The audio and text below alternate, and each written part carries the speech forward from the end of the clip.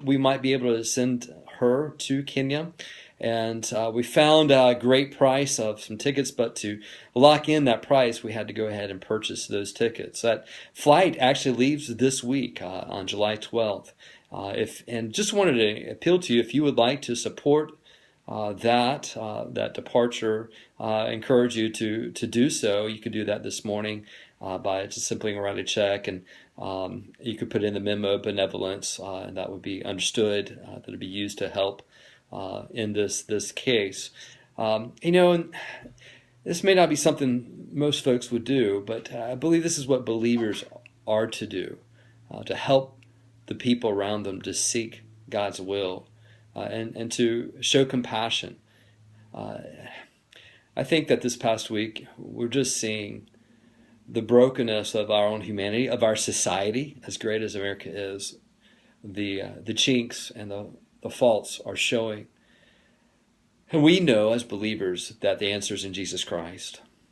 In fact, Josh is going to be sharing in just a little bit, using a text that I think really does speak to part of the solution, that of Philippians chapter 2, where it says, "Let nothing be done through strife or vainglory, but in lowliness of mind let each esteem the other better than themselves."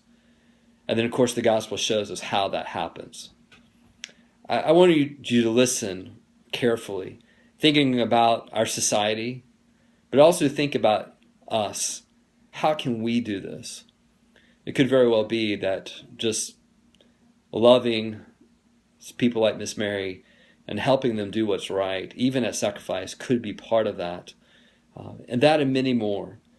But it is certainly something for us to pray together, ask God to give His mercy and grace in our own hearts as well as those around.